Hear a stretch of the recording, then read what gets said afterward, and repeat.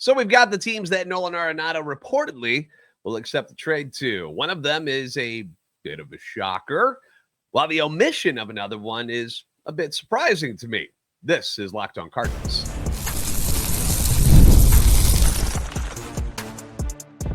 You are Locked On Cardinals, your daily St. Louis Cardinals podcast, part of the Locked On Podcast Network, your team every day. Hey there, Cardinals fans. I'm JD Haffern, and I'm your host for Locked On Cardinals, part of the Locked On Podcast Network, covering your team every day. You can follow me on Twitter, X, at JD Sports Radio, and the podcast at LO_Cardinals. I want to thank those of you who make Locked On Cardinals your first listen every day. We are free and available wherever you get your podcasts. We're also available on YouTube. If you haven't done so, please stop on by, like, subscribe, and comment. Be sure to hit that notification button so you don't miss a single episode, because this is a show serving Cardinal Nation and giving the best fans in baseball all of the info about the birds on the bat. You can start the season with a big return on FanDuel, the sponsor of today's show. New customers can place a $5 bet, and you'll get started with $150 in bonus bets if you win your first $5 bet. Visit FanDuel.com to get started. Now, the Cardinals continue to shop their future Hall of Fame third baseman, Nolan Arenado, and due to the no trade clause that his contract possesses, we knew that this wasn't going to be an easy deal to make. All right. Nado's getting older. He's expensive. Production's been going down. You can see why the Cardinals are okay with moving on, and you can see why other teams would be hesitant to bring him on. But it's got to be the right fit. Arenado's agent, Joe Wolf, even said that it's not like Nolan will go just anywhere.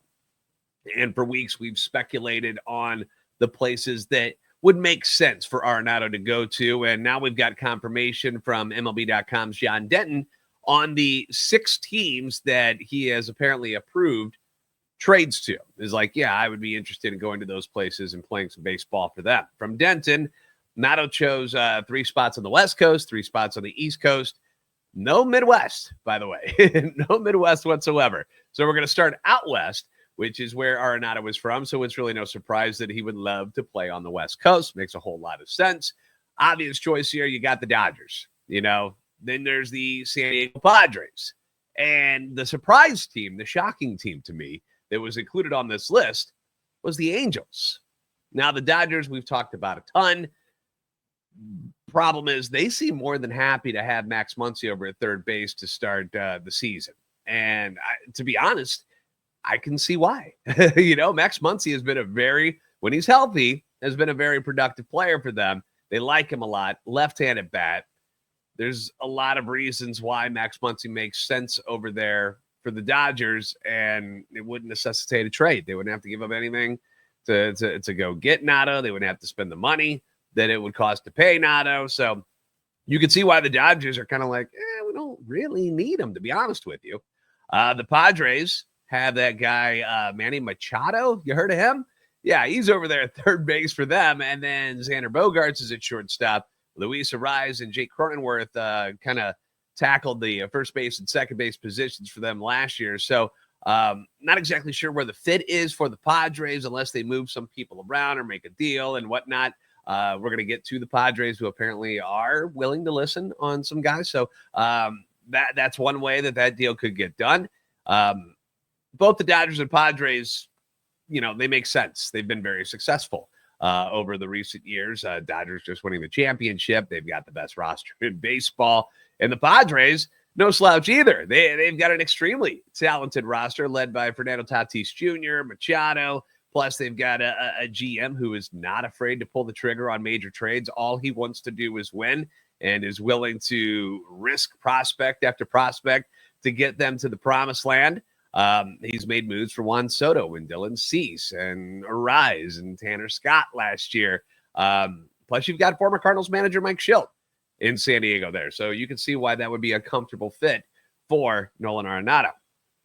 And then you've got the Angels, a franchise that has continuously made mistake after mistake after mistake with their roster construction. They've, in a way, kind of wasted the career of Mike Trout. Imagine all the years that Albert Pujols was in St. Louis and doing the things that he was doing for that decade run and them not winning anything ever. Imagine if that's how it went in St. Louis. You'd be like, that's a really waste of talent. That's kind of what's happened with the Angels. They haven't won anything. And they had Mike Trout and Shohei Ohtani together and didn't win squat. And then they let Ohtani just walk away without getting anything for him. They end up signing Albert Pujols to that mega deal to get him out of St. Louis, 1-0 while Albert was there. That didn't work.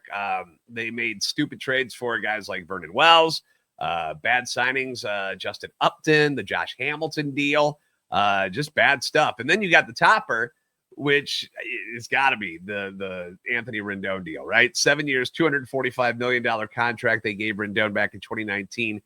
In 5 years since signing that deal, he is hitting .242 with a grand total of 22 home runs. Not 22 home runs in 1 year. Over the whole time, 22 home runs. Has only played in 257 games, has never played more than 58 games in a season since signing with them, and is going to make $38 million this year.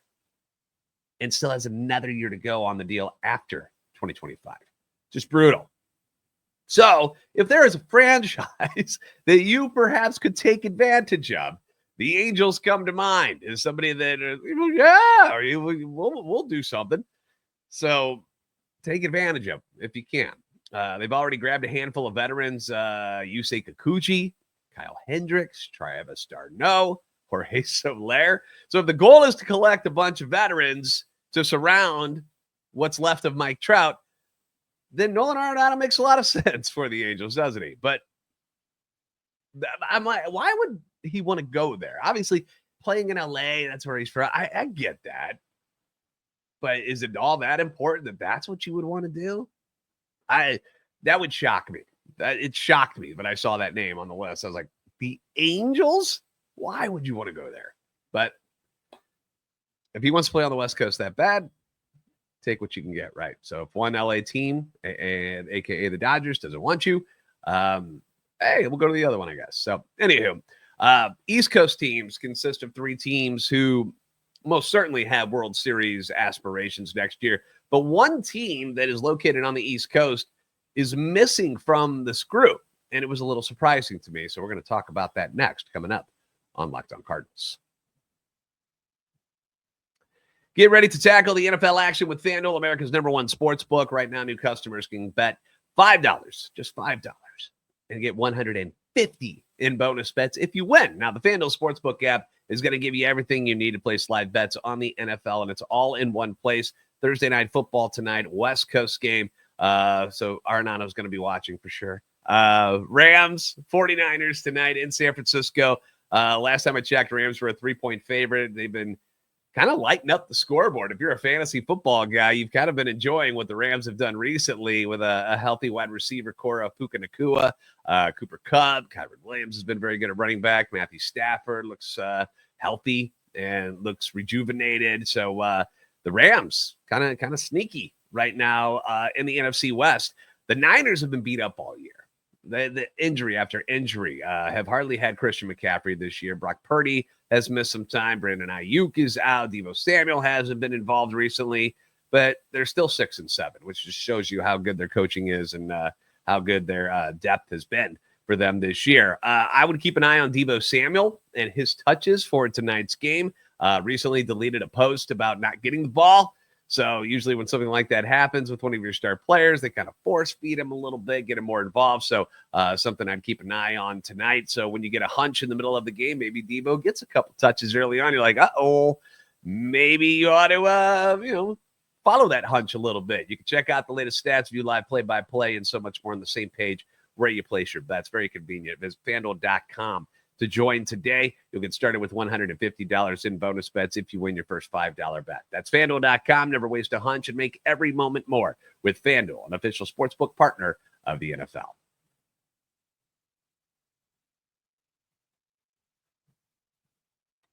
Thanks for making Locked On Cardinals your first listen every day. You can leave your comments on YouTube as well as on Twitter X anytime you want. Your feedback is always welcome and encouraged. We've covered the 3 West Coast teams that Arenado has reportedly approved deals to, or at least has approved the Cardinals to go explore deals with these teams, okay? Courtesy of John Denton at MLB.com. Now we turn our attention to the East Coast, where Arenado reportedly is willing to waive his no-trade clause to go to 3 franchises that are most certainly in the running for a World Series championship this year: Philadelphia Phillies, the New York Mets, and the Boston Red Sox. Now, we've talked about these teams a lot already. The Phillies are, they're looking for this roster shakeup. They made their current third baseman, Alec Boehm, available via trade. Nada would be an excellent fit with the Phillies, with all their stars and all their firepower on offense. I mean, Bryce Harper, Trey Turner, Kyle Schwarber, JT Realmuto, Nick Castellanos, if he's still there. Nada would just be a piece of the puzzle instead of having to be like that main cog, that 3-4 guy that, that they're just, riding with the whole time. Or they're like, dude, you need to do this or we're screwed. It wouldn't be that situation at all. I like that fit a lot for Arenado and Philadelphia. The Red Sox didn't have a good year this past year, but dealt with a lot of injuries and stuff, and obviously they're making moves. They've got the baby-faced assassin, Rafael Devers, down there at third base, best hitter on the team, terrible on defense, but he could become just a DH or replace him first base, where they also have Tristan Casas there. There's been rumors about maybe Boston would shop him. They just made a deal to shore up their pitching by getting Garret Crochet from the White Sox, so they're not screwing around. They did lose former Cardinal Tyler O'Neill to the Baltimore Orioles in free agency. And as I've said before, I think Nolan Arenado and the Green Monster would get along quite nicely. I just feel like that would be a really nice fit for Arenado and what he does offensively. Clearly, I'm not worried about his defense. He's very, very good there.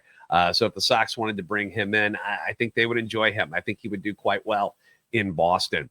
Now, the New York Mets, they just signed Juan Soto to the massive 15-year, $765 million deal. Could go up to 805 or something like that. They have not lost their first baseman, Pete Alonso, yet. As of right now, let me check the phone and see if anything new has popped up. I don't see anything yet. So as far as we know, Pete Alonso is still a free agent. The market for the first baseman hasn't really picked up just yet. It's been mostly starting pitching that has been talked about a lot outside of Soto. Some believe the Mets could still sign him, that they could talk him back and like, look, we can pay you this. Will this do enough to team you with Juan Soto and Francisco Lindor?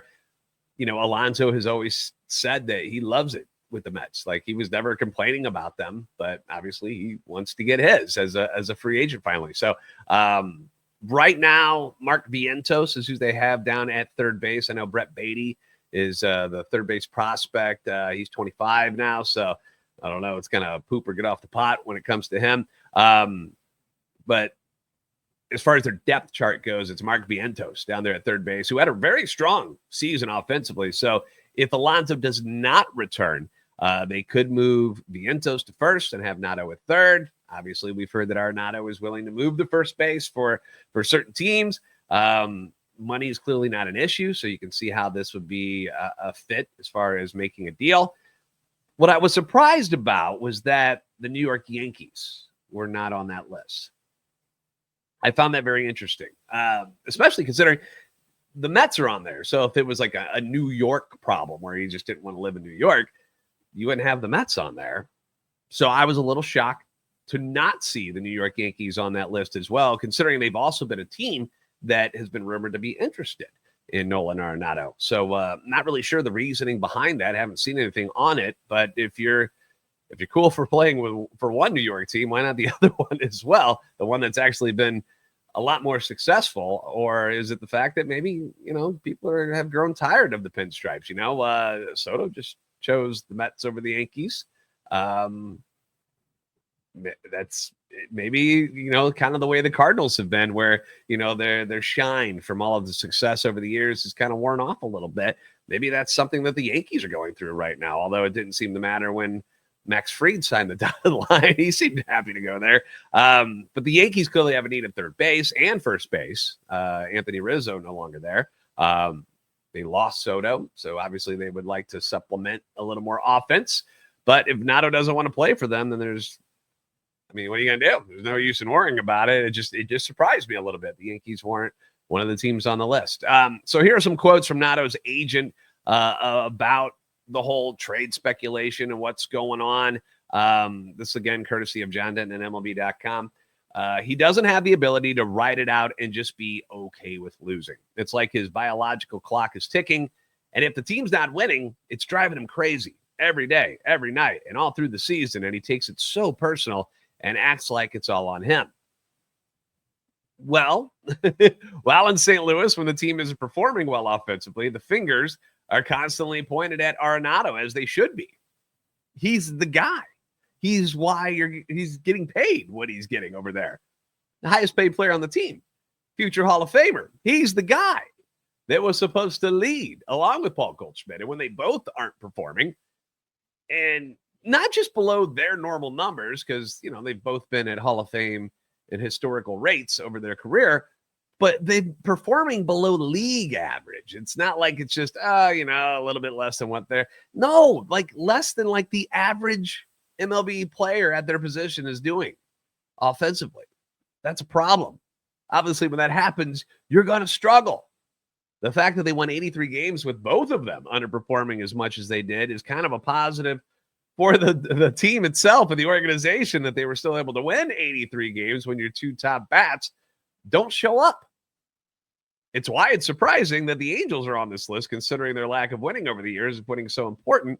The Angels haven't won anything for a long, long time. More quotes here from his agent. The Cardinals are changing directions, which is fine because all teams do that. So if that's the way it is, and they say that an Arenado trade might be beneficial, and they have been open and communicative about that, I get it. Now let's try and find a place where they are in a different place, and he can jump in and help the team go to the next level. And when I read that stuff, I think, gosh, I wish I had this kind of pull in my life. Must be nice to say what city and company you get to go to.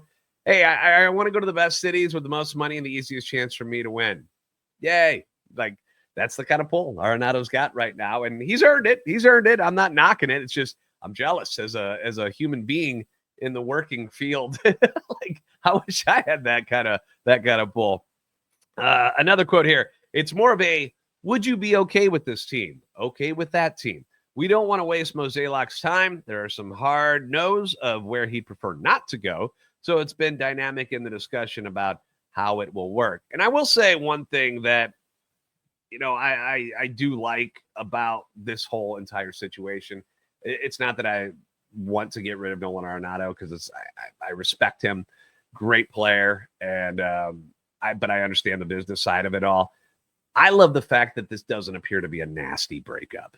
Nobody is mad at anybody. Both sides get it. They're just trying to move on and do each other a solid, really, in the process. Now, again, no one could say, hey, I don't care what team I go to. You can get me out of here, and that's fine. That would make life a lot easier, but he's not going to do that. Obviously, he wants to go somewhere where he has a better chance of win, except for the Angels. Again, I don't get it. But anyway, we've had plenty of situations you've seen in all kinds of sports where you have these nasty splits. Me as a Packers fan, I've had to deal with it with Brett Favre and Aaron Rodgers, where there's just these nasty splits and, everybody's butthurt about everything.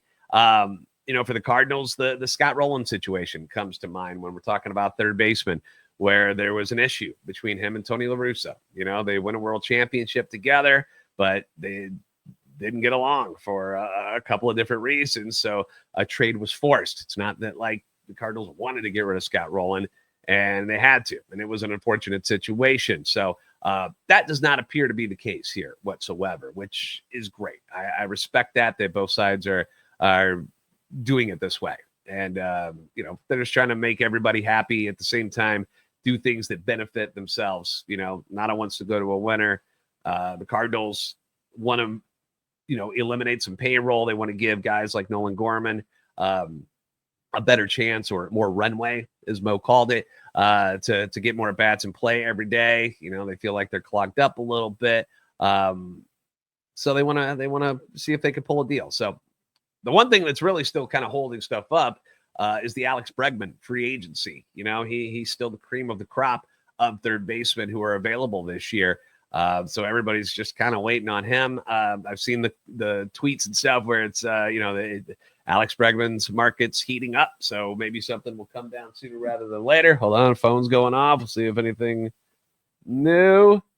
No, nothing new yet. But there has been some other movement around the league, mostly with pitchers. But we're going to jump into everything that's happened. A lot of money being thrown around, some trades, the big one between the Red Sox, and we'll get you an update on what's going on with some of the teams in the NL Central. That's next on Locked On Cardinals.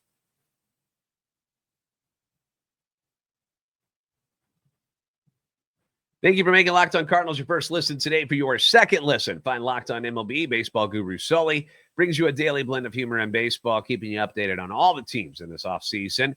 Find Locked On MLB on YouTube or wherever you listen to your podcasts. The Yankees lost Juan Soto, but were able to bolster their pitching staff by landing former Brave starter Max Fried on an 8-year, $218 million contract. Fried's going to be 31 in January. He's a two-time All-Star, three-time Gold Glove winner, and helped them win a World Series in 2021. Finished was second in the Cy Young to Corbin Burns that year, who was also a free agent and is going to make a bag after seeing what Max Fried just got. But Fried joins the staff in New York, led by the 2023 Cy Young winner and Garret Cole. They just got the 2024 AL Rookie of the Year, Luis Gil, in their rotation. Their big free agent signing from back in 2022. Carlos Rodon, they've got Nestor Cortez, they've got Marcus Stroman, they got Clark Schmidt. They got starting pitchers coming out there, yin-yang. Not too shabby, but not cheap. Not cheap by any means. Next year, Cole's going to make $36 million. Estimate, okay? It's right around that amount. Rodon's going to make around 27. If you break up Max Fried's contract, I haven't seen the details yet of like what's he going to make yearly, but if you broke it up evenly over 8 years, it's around $27 million per. Luis Gil doesn't make anything yet, which is always good. But Stroman is making $18 million. Cortez makes $8 million, or is going to arbitration. That's what they got him, estimated at. Clark Schmidt's making $5 million. It's $121 million in starters alone next year for the Yankees. So I would assume they're going to make a deal with somebody on this list, probably Stroman or Cortez. Makes the most sense that they will trade one or two or both of them away. That's a possibility. But, the Yankees are not shy. And if you're already willing to spend that much money on Juan Soto and you're willing to go to $50 million a year, I know he's special and all, but that means you are willing to spend that amount of money during the season. So Yankees fans, I'm sure, took notice of that and are like, well, if you were going to spend it, keep spending it. Go get this guy. Go get Alex Bregman. Keep it coming. Get Santander. They just want you to buy everybody. So, which is their right. If they want to do it that way, that's what they want to do. Their arch rivals, the Boston Red Sox, made a huge splash. Garret Crochet deal was their answer to not getting Soto, not getting Max Fried or Blake Snell. Apparently, they were trying to get all of them, and Boston so far got shut out. So they were like, nope, we'll go get Garret Crochet. Then they swap out 4 prospects to land the starter from the White Sox, catcher Kyle Teal, who was the number 25 overall prospect, outfielder Braden Montgomery, who was number 54 overall, infielder Chase Meadroth, who was their number 11 prospect, and Wickelman Gonzalez, Boston's number 14 prospect. So they traded all of that, which is a nice little package, honestly, in exchange for the 25-year-old Crochet, who had that breakout season in 2024, massive numbers, 209 strikeouts, 33 walks. I mean, that's amazing. Had a 1.07 whip, averaged 12.9 strikeouts per 9 in his first full season as a starter in the league. Has already had the Tommy John surgery, so there was a lot of interest in Garret Crochet. I know the Cincinnati Reds, so, it was a lot of the bigger markets, and then the Reds were involved there. So it's nice to see that he was not traded to anybody in the NL Central. The assumption is now that the precedent has been set for what it will take to trade for somebody of that caliber, you might see other teams get involved in trade talks for their starting pitchers who have deals coming up, like Luis Castillo from the Mariners, Dylan Cease from the Padres, Framber Valdez from the Astros. Not all, but those two, the last one, Cease and Valdez, are arbitration eligible for the final time this winter and are set to become a free agent next offseason. So you can see why their names will be brought up. Jesus Luzardo from the Marlins. Got to keep him healthy. And then, of course, much lower on the totem pole, you've got Cardinals pitchers, Eric Fetty, Miles Michaelis, Steven Matz. Not that I want to trade Sonny Gray, but it's kind of a shame that the Cardinals are going in this direction and are not going to be able to trade him because he doesn't want to be traded. No trade clause for Sonny Gray, which is fine. Glad that Sonny wants to stick around. But, considering what teams are willing to pay for starting pitchers right now, it's kind of a bummer that the Cardinals couldn't test the waters and see what they could get in return to flip Sonny Gray. But it makes you wonder what Eric Fetty's worth is, right? I mean, after the comeback season last year, not expensive, only $7.5 million in 2025. So it makes you wonder if teams will come calling for Eric Fetty at some point. The Padres, I mentioned this earlier, reportedly listening on deals for Dylan Cease, Luis Ariz, and Xander Bogaerts. I have no clue how San Diego thinks they will ever unload that Bogaerts contract, which when it happened, it blew everybody away. Everybody's like, what? You did what? And now they're like, yeah, we're listening in. Is anybody interested in Xander Bogaerts? He's going into the third year of an 11-year, $280 million deal. That is nasty. That is nasty. If we think Nolan Arenado stuff to trade Bogaerts, he's already 32, declining, and has 8 years left on his deal, which is crazy. 3 measly years. And I think most people would take Nolan Arenado over Xander Bogaerts at this point in their careers. I mean, good luck trying to trade that contract, San Diego.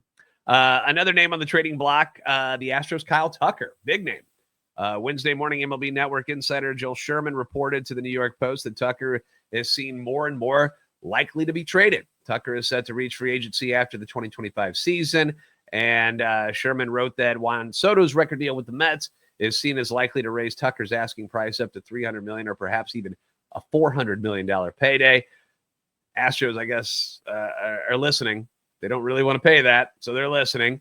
Per Sherman, or closer to home in the NL Central, Yankees, Cubs, Giants, and Phillies have all expressed interest in acquiring Tucker. The Cubs and Astros have discussed a possible trade involving Tucker going to Chicago, and outfielder Seiya Suzuki and third baseman Isaac Paredes heading to Houston. That, according to Ken Rosenthal. A league source told The Athletic that the Cubs are highly unlikely to trade Suzuki. Instead, they would prefer to move Cody Bellinger in a separate deal, which I'm fine with. I don't want to see Kyle Tucker in Chicago either, but, I've seen my fill of Cody Bellinger with the Cubs, and, he seems to hit the Cardinals well, so I don't like it. The Reds were apparently, as I mentioned, one of the teams involved in talks for Garret Crochet. They're going to be looking at other options now, according to Joel Sherman. One of them would be Nick Pivetta, who is a free agent. And I keep hearing like the Reds involved and, they're trying for this guy and they're trying for that guy. And I'm just like, are any of these guys going to sign with Cincinnati if they're not going to pay what these other teams are going to pay? Or are the Reds willing to pay these prices? Like, I don't know. It's kind of shocking to me to hear them involved in some of this stuff. Like Nick Pivetta is kind of their world. That sadly, it's kind of where the Cardinals world is these days, but that's kind of what I'm used to hearing about the Reds. Also report, this one was a weird one about the Pirates, have made pitchers Jared Jones and Mitch Keller available. Now we know they're trying to find offense. They made that deal to get Spencer Horowitz, who was dealt from the Jays to the Guardians and then to the Pirates. Absolutely mashes right-handed hitting. Or right-handed pitching, sorry. I guess they're just putting feelers out there just to see what kind of haul they could get for Jared Jones. I have no idea why you would want to trade him. That would make no sense whatsoever. I mean, wouldn't you want Keller, Jones, and Skeens as like your top three? And I don't understand that at all. But Pirates are going to do what Pirates do. So anyway, that's the latest that I have seen. Obviously, if there are any other updates, I'm not seeing anything else. Any other updates? We'll keep you posted. Make sure you're keeping up to date on the YouTube page. Obviously, on Twitter X, we got you as well. Thank you for making Locked On Cardinals your first listen every day. If you haven't already, please give us a follow on Twitter X at LO_Cardinals and at JD Sports Radio. Like, subscribe on YouTube. We're going to be talking about, apparently, the Cardinals are going to make a pitch for Roki Sasaki, Japanese star that's coming over. Like, they're like, hey, might as well. We got to talk about how they went up in the MLB draft and ended up in the top 5, which was awesome. We got that to talk about. We've got Rule 5 draft to talk about. So more coming your way on Locked On Cardinals. You guys are the best fans in baseball for a reason. We'll see you next time.